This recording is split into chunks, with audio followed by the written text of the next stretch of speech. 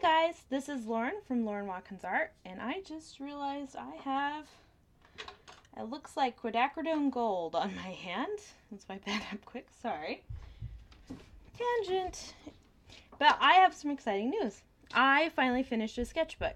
Now, a good chunk of the paper is missing because I've torn out lots of sheets to scan and use for other projects.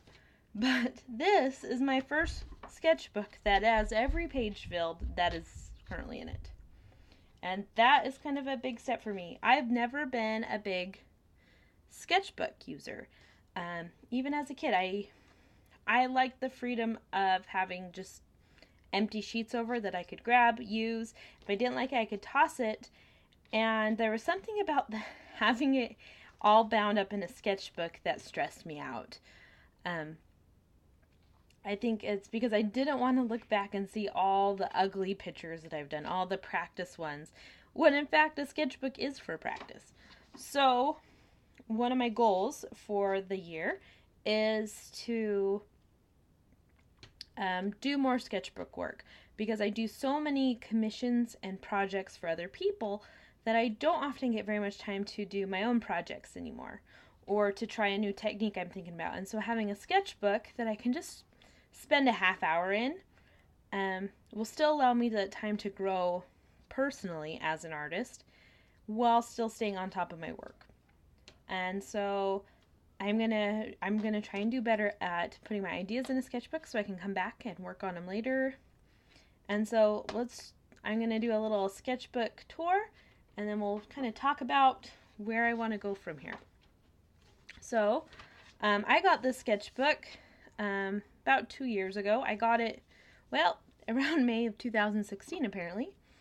Let's see if I can kind of zoom this in. Sorry. Let's see if we can get this a little bit closer for you guys. So this was my first picture in it, just of a pineapple. I kind of left some notes of what I used.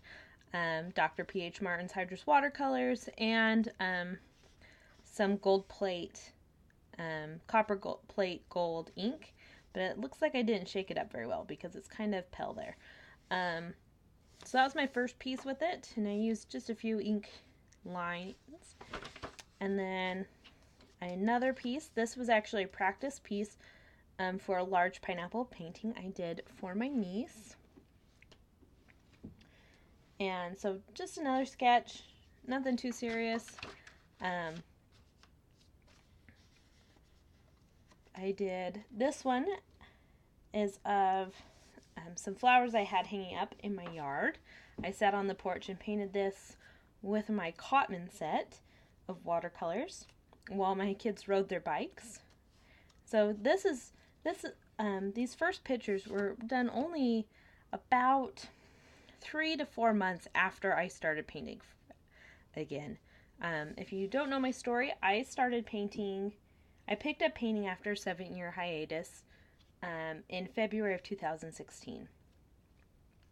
And by the end of that February, I started selling paintings. And so it kind of threw me into this world of becoming an artist, which I'd always wanted to do, but I was kind of scared to do it. So this is still just early on. I have a lot left to learn. I still have a lot left to learn. So some of these are better than others, but I can really track my growth in this. So this is just using Cotman watercolors. And then there's this one. And this one, I can tell I hadn't done a lot of landscape pieces yet. I did this plein air at the river. I used to live in Idaho, and there was a river that ran through the town, and the city had kind of made these park areas and walkways that went next to the river. And so I rode my bike over there and was sketching for a little bit. But I didn't get my perspective right, so it's very flat looking. I used Winsor Newton watercolor markers on this, which are alright. I thought I would like those markers more because I came from a card making background, but I don't know if it's this paper or what, but I wasn't too overwhelmed by them.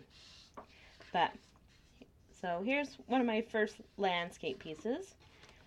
And then, just using my Winsor Newton Cotman colors, I have some papers where I was just practicing mixing different paints and seeing the results of mixing those. And that's one way to really build, if you're trying to fill a sketchbook. See what happens when you mix different colors and write it down and make notes about it and observe it, because you can really learn how your colors work and how they interact by playing with them. And then when you go to paint your your final piece, you will know what colors you want and what results you'll get when you mix them. So I was just mixing. It looks like I was mostly practicing mixing alizarin crimson and see kind of what happens with that. And then I used some cobalt and some oranges. So it looks like I picked cad orange, cobalt blue, a little bit of lemon yellow, and alizarin crimson to kind of see what colors I could make. Here is a little ocean scene. This is probably in June-ish, so about a month later. This was with my Cotman set. You can see a little bit of granulation from the ultramarine blue, and it looks like I did some more cerulean. Still just new, getting used to sketching, getting used to painting, and just growing as an artist. Here's a little landscape, a little bit more intense than the previous one, a slightly better perspective than the one at the park by the river. So you can kind of see me start to progress. I do struggle with this Canson XL paper. It doesn't work like typical watercolor paper, and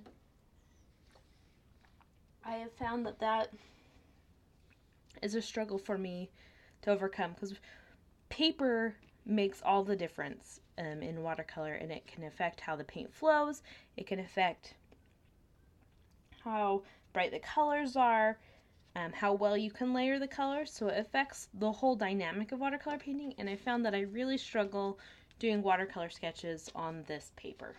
It's great for other things, but I've decided I don't really care for it for watercolor. Here I am mixing skin tones, because around June, July-ish, somewhere around there in 2016, I wanted to start learning how to do portraits and faces, and so I just practiced. Sorry. Oh, I felt like I was going to sneeze for a minute. So I was just practicing mixing different tones and kind of took notes of what colors I used and saw what colors I could create with them. Like this one's only yellow ochre and alizarin crimson. It's fine if it's like a good mix between the two, but it can get too yellow or too pink quickly. I can make some good darker skin tones with yellow ochre, burnt sienna, ultramarine, and alizarin crimson. And so I'm just kind of just playing and mixing different combinations to see what colors I can create on this one.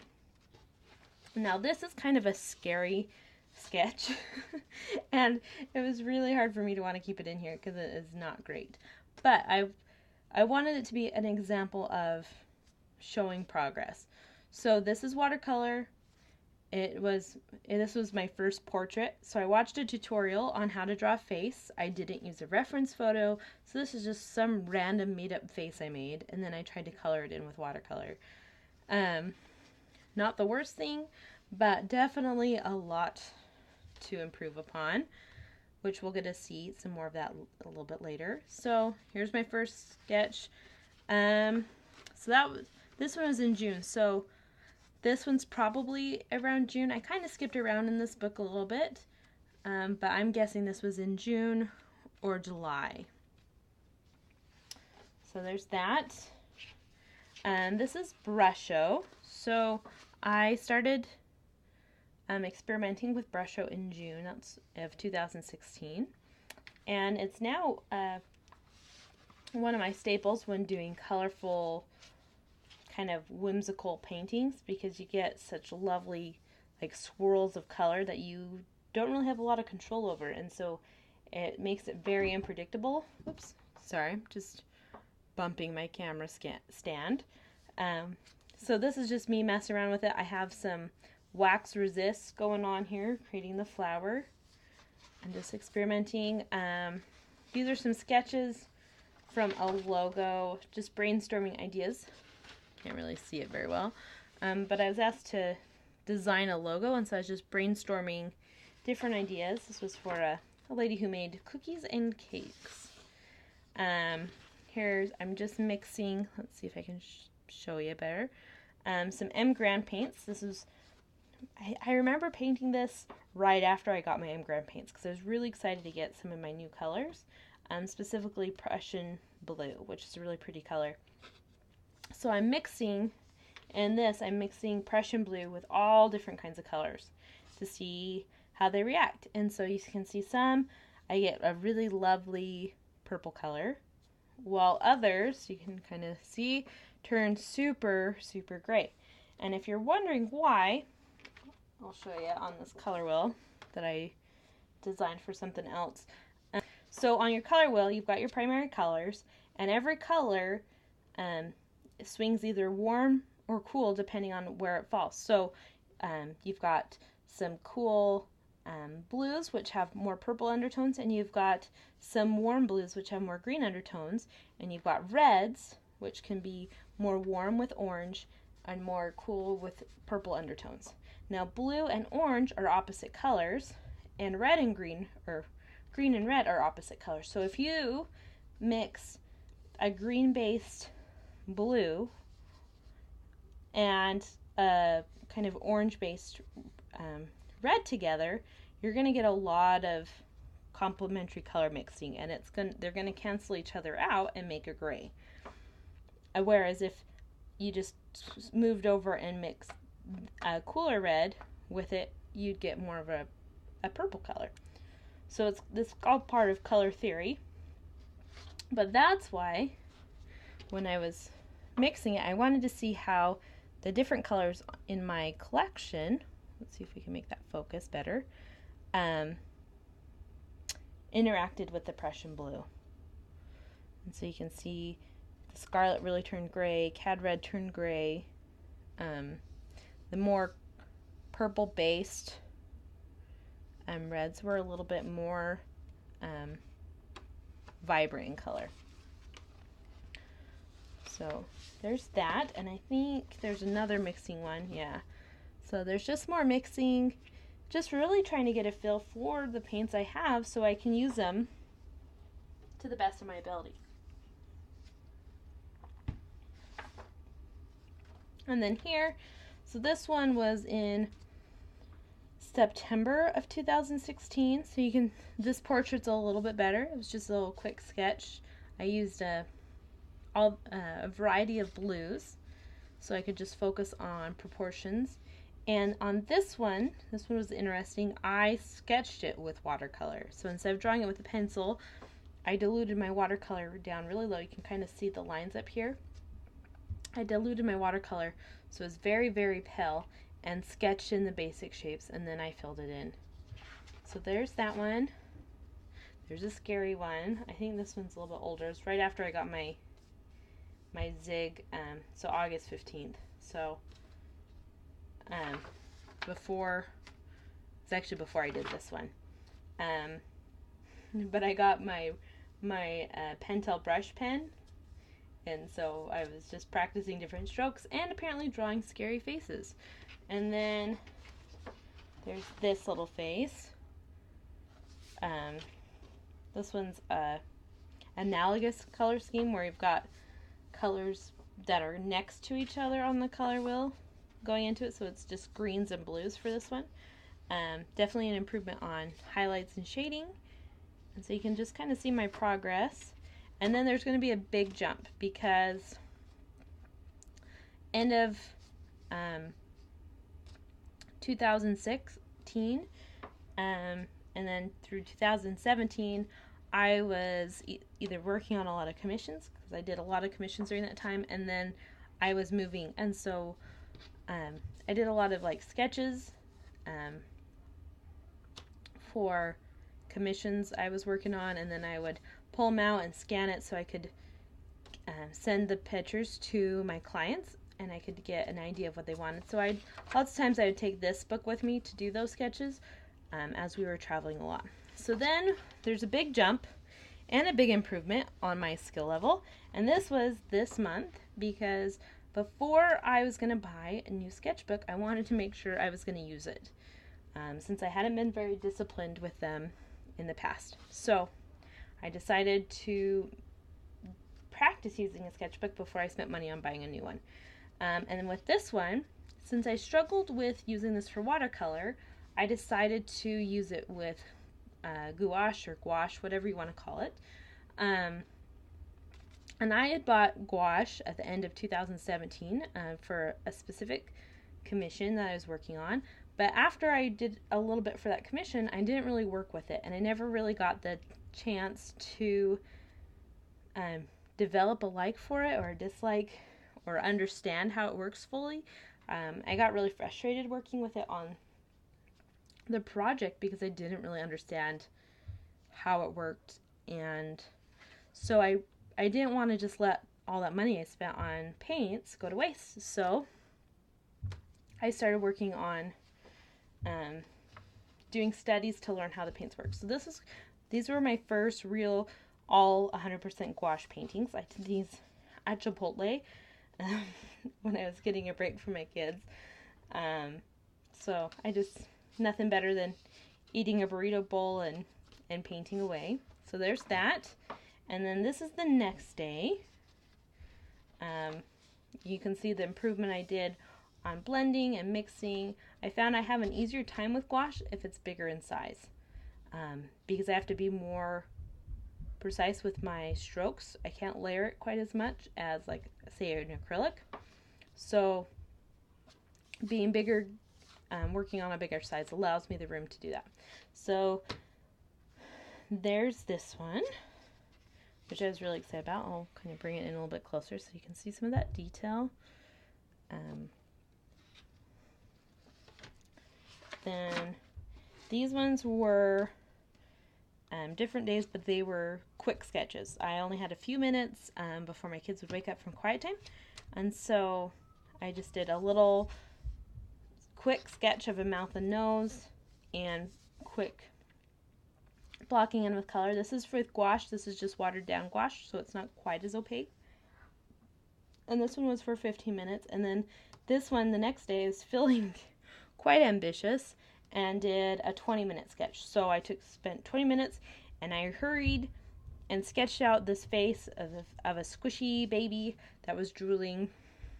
And I haven't really drawn very many babies, so that was a challenge, but I hurried and sketched it in, and I was starting to ink it when my 20 minutes was over, and I didn't really feel like spending more time on it because I wasn't really loving it. So those are just little sketches, but you can see the improvement. Let's go back to this. So just look at this, and I spent like probably an hour and a half working on this versus this. Both of these were less than a half hour. So you can really see how practicing over the years has really brought about improvement. So this was like my third day working with gouache. So this is first day, second day. I kind of worked with it a little bit, but not really as a gouache. I used it more as a watercolor here. I did this sketch, and then that night when my kids went to bed, I started doing this one. And this one, my goal was I was just going to focus on this section right here. Just practice doing nose and mouth. And then, give me a paintbrush and some paper. I'm going to get carried away. And so I ended up doing the whole face, but I didn't really feel like drawing the eyes, so I kind of left it blank. So it's a little freaky looking, as my daughter told me. But it's, again, I was practicing mixing darker skin tones with it. So, but I can see the improvement in progress. Some samples of my gouache colors. I wanted to see kind of everything I had out in front of me. And then I practiced mixing different skin tones with my skin tones. With watercolor, when you're mixing colors, if you want it to be a lighter color, you just add water. And so it was a little bit tricky for me using gouache, because as you build more layers, you use less water and you use more white. And so that was a little bit tricky, mixing the skin tones and getting used to how colors look like with white mixed into it, because I'm used to translucent, bright colors, and I don't know, it was a challenge for me. So this is just me mixing with the colors I had. So this one was Hansa Yellow, Cobalt, Quin, and a little bit of Burnt Sienna. And then I added some Zinc White to these ones a little bit later. And then I tried it with Azo Yellow, Cobalt, and Quin Rose, plus Zinc White, to kind of see what colors I could mix with those. So that way I could kind of, I don't know, get used to mixing and seeing what I could create. So then there's this one. This one's kind of rough. I built up my gouache layers too thick, and so I was struggling with getting layers down without it pulling up other layers while still blending it into what exists. So I still have a lot of work to do on improving my gouache skills, but I really wanted to just get practice drawing and painting both the eyes. So not just one eyeball, but both of them, and having them work in harmony and having the nose. So not my best work, but definitely I can see the improvement in my portraiture skills. So there's that one. And then later, I decided I wanted to do some more illustrations and landscapes with my gouache, and kind of develop and see what I can do with that. So I did this little sketch, and I decided to go a little whimsy and have the paints kind of growing outside of the frame. Sorry, my kids are wrestling with my husband upstairs, so it's a little noisy at the moment. So there's that one, and then this one was like a little 20-minute landscape. You can kind of see it a little bit.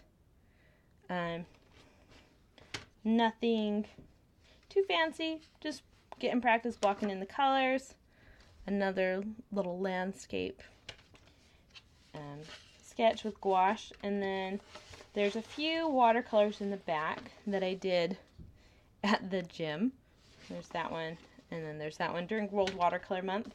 So when I get done exercising and I'd still have some time left before I need to pick up my kids, I'd just sit at a table, drink my protein shake, and do a few quick pen and ink sketches.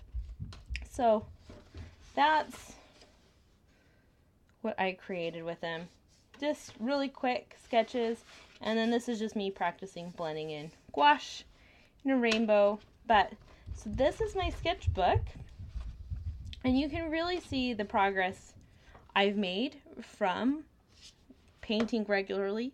And that's this was a really good reminder for me, kind of seeing early works and current paintings side by side in a book really helped me see my growth and progression. Because as an artist, it's really easy to feel like you're not progressing, you're not making any improvements, you're stuck. But when you start comparing your old work with your new work, you can see how much you've grown, how much skill you've developed, and you can not be quite so hard on yourself. And so this was really nice for me to do that, and it made me decide to get a couple more sketchbooks to work in more regularly this year as part of my goals.